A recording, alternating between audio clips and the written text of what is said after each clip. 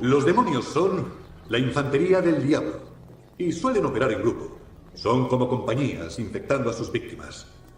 La función del exorcista es determinar el número de demonios y sus nombres, algo que los demonios protegen con gran celo.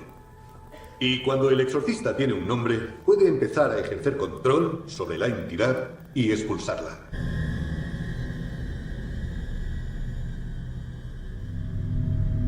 Acabamos de escuchar un corte de la película El Rito, película en la que se trata el tema de los exorcismos y cómo la Iglesia Católica prepara a sus sacerdotes para pasar por el tremendo acto de practicar un exorcismo.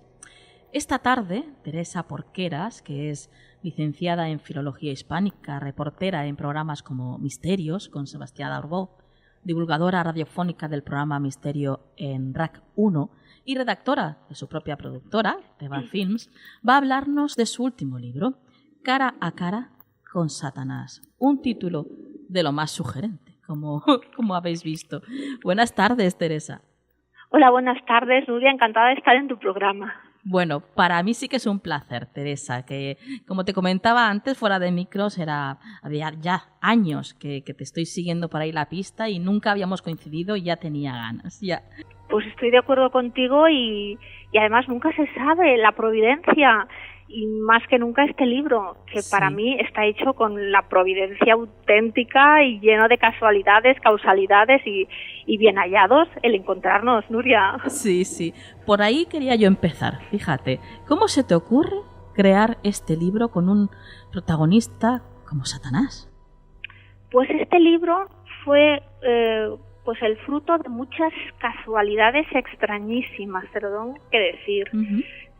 Vino un día a mí un recorte de un diario, lo estaba leyendo y explicaba que había un sacerdote en Barcelona, un exorcista, Juan José Gallego Salvadores, que atendía a poseídos de toda Cataluña, incluso de toda España. Uh-huh. Yo cuando leí aquel recorte la verdad es que me turbó. Y me turbó bastante porque leí que había mucha gente de mi ciudad de Lleida que se trasladaba hasta Barcelona, 150 kilómetros, para ser atendidos por él. Uh-huh. En ese momento yo trabajaba para Sebastián Arbó y le propuse la maravillosa idea de hacer un reportaje con este señor que yo lo tenía que conocer de todas. Claro. Y fuimos al despacho, estuvimos toda la mañana entrevistándonos. Lo pasé increíblemente. Uh-huh. Sabes que los que nos gusta el misterio, sí, que haya el personaje como es este exorcista que nos explique todos aquellos casos maravillosos de viva voz, pues disfruté como nunca. Claro.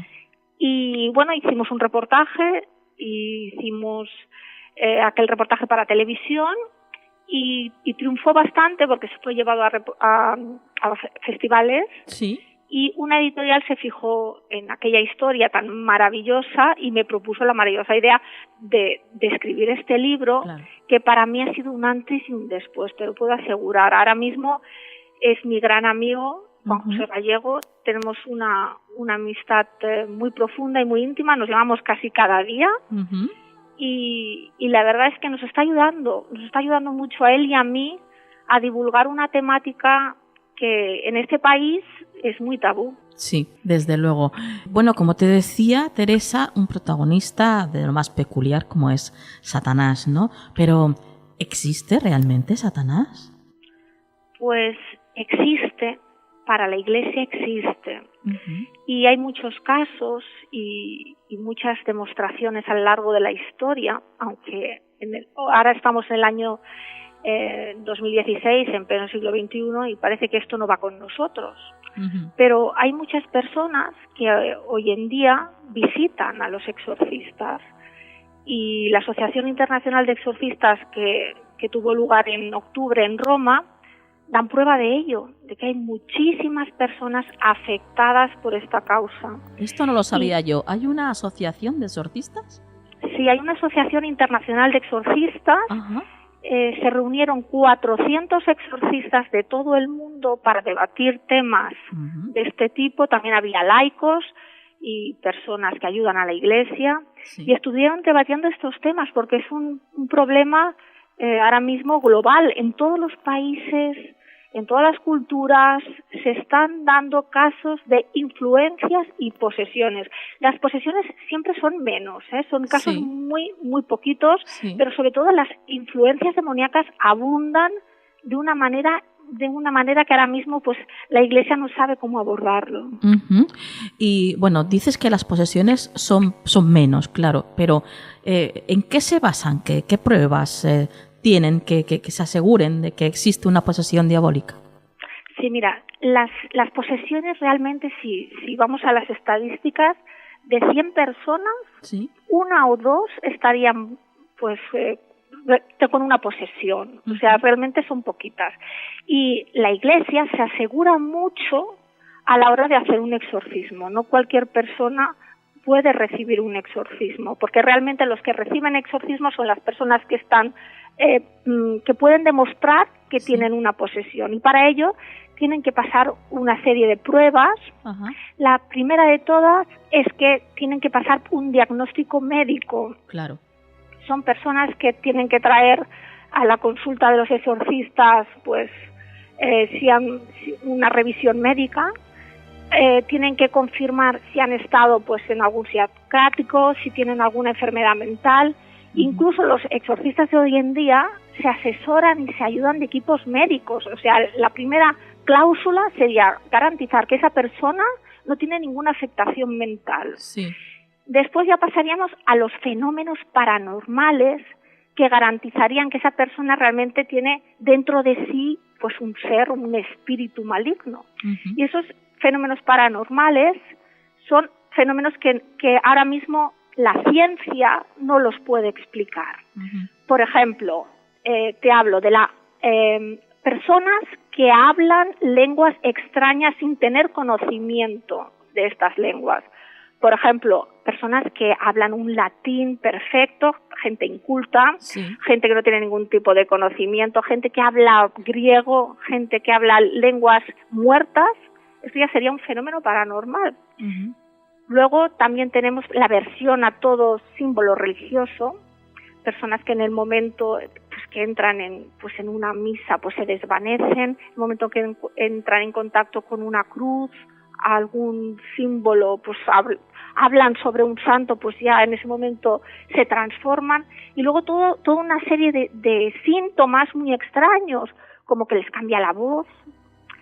Muchos individuos pueden llegar a hablar y articular dos voces al mismo tiempo. Al mismo tiempo, fíjate, hablar con dos voces al mismo tiempo, de mujer y de hombre.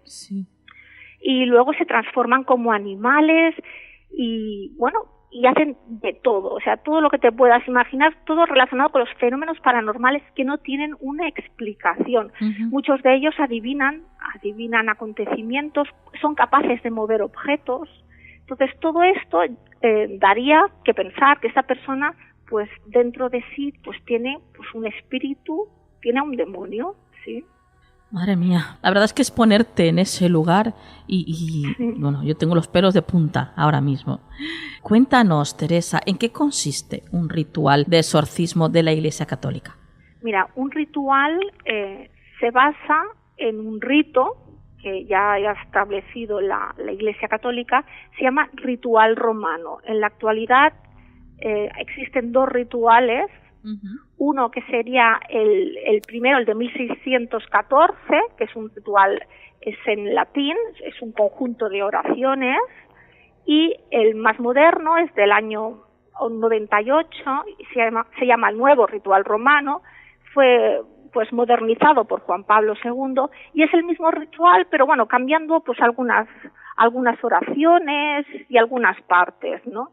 Realmente, cuando yo le preguntaba al exorcista Juan José Gallego qué es un exorcismo, él lo tenía clarísimo. Él me decía, no es más que una oración que realizamos a Dios. Es una oración muy compleja, tiene unas partes muy determinadas. Por ejemplo, hay una parte exhortativa en la que mandas a esa entidad Satanás que deje libre a esa persona. Sal, márchate de aquí, le dicen. Y hay una parte en la que ruegas pues a las divinidades, a Dios, a Jesucristo, a la Virgen, que por favor nos ayuden en contra de ese Satanás. Luego tenemos otras partes como la letanía de los santos y luego pues otras partes de este tipo. Simplemente es una oración muy determinada para que esta persona pues renuncie a Satanás. En el libro nos cuentas varios casos de posesión, ¿verdad, Teresa? Sí, explico muchos casos escuetamente, porque son las historias que el padre me va contando, porque al principio no me quería contar muchas, entonces las tengo que sacar aquí como puedo, con pinzas, y al final del libro explico una de las historias vivida por mí, y esa sí que explico toda la historia, porque es una chica de aquí Estás de hablando Lleida. del caso de Anaís, ¿no? El caso de Anaís, y ese sí que le explico de principio a fin. ¿Nos puedes contar un poquito así por encima? Sí, os cuento un poquito, pero tenéis que leer el libro. Sí, un poquito. Vale, de acuerdo. Pues mira, yo estaba escribiendo el libro y ya pues casi que lo estaba acabando. Entonces yo tenía muchas historias, tenía muchas anécdotas, me había entrevistado con el exorcista y con 3 exorcistas más y con colaboradores. Y claro, a mí como que me faltaba algo, ¿no? Como yo soy una persona que me gusta comprobar las cosas, y un día, porque ya teníamos mucha amistad con el exorcista, me atreví, un día que salimos y estábamos en una cafetería, que eso hace mucho, salir del convento, porque siempre nos reuníamos en el convento, estábamos fuera y me atreví a la siguiente pregunta: padre, ¿me puede usted presentar a alguien de su confianza, una poseída o alguien que usted haya tratado? Lo necesito. Yo le dije de verdad que lo necesitaba para creer. Claro. Y él estuvo a bien a presentarme a una chica justamente de mi ciudad. Fíjate que yo soy de Lleida. Sí. Y me la presentó, que la tenía al lado de casa. Y yo la llamé por teléfono y en teoría tenía que ser simplemente una conversación telefónica. En un momento me explicó su vida por teléfono, me dijo alguna que otra frase impactante, me dijo una cosa que me llamó muchísimo la atención, me dijo: Teresa, yo no soy la única, hay muchas personas como nosotros y esto es la punta del iceberg. Y me dijo aquella frase y yo pensé: no puedo permitir que colguemos el teléfono y que yo no conozca a esta chica. Y bueno, a las pocas horas yo estaba en su casa. ¿En serio? ¿Ya está? ¿Qué esperabas? ¿Cabeza dando vueltas? ¿Puré de guisantes? La liberación puede llevar meses, a veces años. ¿Entonces sigue poseída? Sí. Sé que no me crees, pero... Dime, ¿un ladrón enciende las luces al entrar en tu casa? No. Prefiere que no se sepa que está ahí. El diablo igual prefiere que creamos que no existe. Cuesta entender que la falta de evidencia del diablo sea la evidencia del diablo. Se supone que Anaís todavía estaba poseída, ¿no? Sí, sigue poseída. Es un caso tremendo del exorcista y de otros exorcistas, porque ha sido visitada por varios. Es un caso muy difícil, se llama un exorcismo indefinido, son aquellos exorcismos que se alargan años y años. Actualmente lleva 7 años recibiendo exorcismos y yo aquel caso me interesaba mucho. ¿Cómo es posible que una chica estuviera durante 7 años casi semanalmente recibiendo exorcismos? Tuve una entrevista muy interesante en su casa y observé, mirándola a los ojos, porque cuando miras a una persona a los ojos ves realmente si te mienten o no. Vi que todo aquello que me había explicado el exorcista, todo aquello era real, y lo vi en los ojos de ella, fíjate. Es una chica muy culta, tiene varias carreras de letras, tiene 4 certificados médicos, sobre todo me lo quería subrayar, 4 certificados médicos que avalan que esta chica está perfectamente, que no tiene ningún problema mental. Y ella me dijo que me contaría su historia porque quería que el mundo conociera que ella no estaba loca. Y para ella era muy importante que su historia pues la conociera el mundo. Y me explicó una vida atormentada, una vida pues como la puede tener otra persona, pero ella mucho peor, porque llevaba pues más de 7 años conviviendo con algo que se apoderaba de su cuerpo. Y ella me lo decía así. Incluso hubo un momento en que estábamos hablando y yo de alguna manera la quería probar. Y entonces pues hablaba pues del demonio o hablaba de Dios, a ver cómo reaccionaba. Sí. Y realmente conseguí ver a la bestia, te lo puedo decir. ¿Qué me dices? O sea, aquella mujer se me transformó delante mío y yo vi esos ojos que se volvieron negros como el azabache, un brillo, un terror. Es que no te lo puedo explicar lo que yo vi a través de esa chica. Y vi que aquella chica no era una chica normal, que había algo que se metía en ella y cuando no me quería hablar, no me hablaba y me insultaba. O sea, vi algo que ahora mismo, mira, se me ponen los pelos de punta de pensarlo, porque comprobé que esa chica no tiene ninguna enfermedad mental y que en un momento dado en que yo hablaba de ciertos temas, ella actuaba y no era ella, era otra persona. Y en su casa pues me pasaron diversas circunstancias. Realmente no pude llegar a ver nada paranormal, pero le pasan cosas paranormales. Ella ve sombras, se encienden luces, se mueven objetos. Su marido pues ha visto cosas increíbles de ella, de cómo las posiciones que se pone, las cosas que llega a decir, porque también adivina, y dice cosas que van a suceder, ve cómo su voz se vuelve ronca, como si hubiera una bestia dentro. Incluso un día me explicaba que su marido llegó a ver como que la parte blanca del ojo, la esclerótida, desaparecía por completo y se volvían los ojos negros como los que yo vi. Aquellos ojos de bestia que se llaman. Y luego hablando con el exorcista me explicaba que sí, que era una chica que había hablado lenguas y una chica que cuando realizaban los exorcismos se volvía como un animal, tenía una fuerza increíble y que todo pues eran síntomas de una posesión. Sí. Madre mía. Y la entidad esta se manifestaba en ella cuando le daba la gana, ¿no? Cuando le da la gana, efectivamente. Sobre todo, muchas veces se manifiesta, sobre todo en los casos de poseídos, cuando hablas de Dios, cuando hablas del tema religioso. Por eso te digo, de aquella aversión a todo lo religioso, cuando hablas de algún santo, cuando hablas de Juan Pablo II, hablas sobre todo de Dios, y muchas veces también cuando hablas del demonio.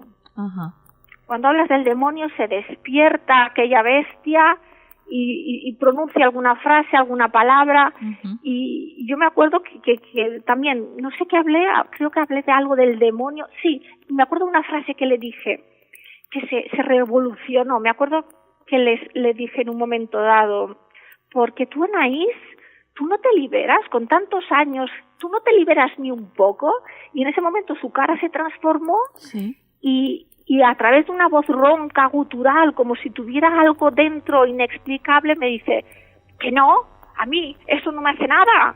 O sea, me lo dijo de una manera, con unos gestos así, porque normalmente usan gestos como satánicos con las manos, sacando la lengua, y aquello me turbó porque vi que aquello no era normal. Llegué a casa, te puedo asegurar que llegué a casa ese día, me tumbé en la cama y no sabía si estaba viendo una película, si aquello era real. Me tocó mucho por dentro, te lo digo en serio. O sea, me ayudó a saber que esta realidad es algo que muchas familias lo padecen, porque luego también hablé con sus familiares, pero sobre todo me ayudó a saber que esto es más real que nunca.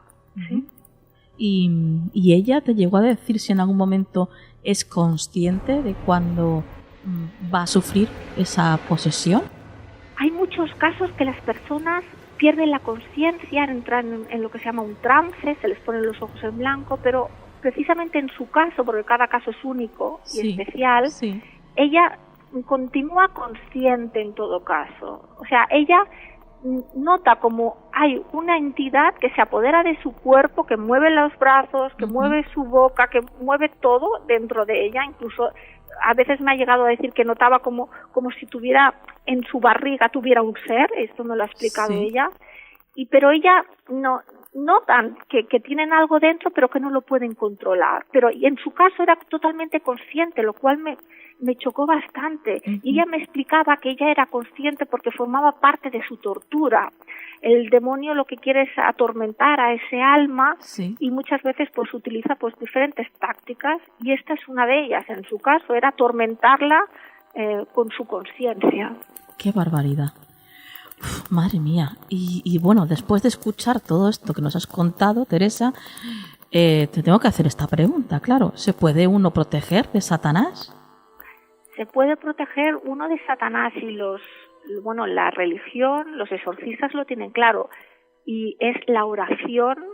La oración es importantísima, tener fe y hacer las cosas bien, porque todas estas personas que muchas veces pues sufren una posesión es porque la mayoría han hecho algún tipo de ritual extraño, han hecho alguna práctica extraña que les ha llevado a esta situación. Pero hay casos, ya te digo, que no se sabe exactamente cómo esta persona pues ha llegado a este punto, pero normalmente son personas que han realizado alguna práctica extraña. Ajá. Bueno, vamos a dejarlo aquí porque yo creo que ya no podemos más, Teresa. Pero antes de despedirte, recomendar a todos los misteriosos que compren tu libro, Cara a cara con Satanás, de la editorial Apóstrof. Y desde luego es un libro que no puede faltar en la biblioteca del misterio de cada uno de vosotros, misteriosos. Teresa, ha sido un placer el tenerte aquí. Espero que nos visites más a menudo, ¿eh? Claro que sí, cuando quieras, Nuria. Bueno, un besito. Un beso muy grande, ha sido un placer. Padre nuestro, que estás en el cielo, santificado sea tu nombre. Venga a nosotros tu reino, hágase tu voluntad, en la tierra como en el cielo. Danos hoy nuestro pan de cada día. Perdona nuestras ofensas, como también nosotros perdonamos a los que nos ofenden. No nos dejes caer en la tentación. Y líbranos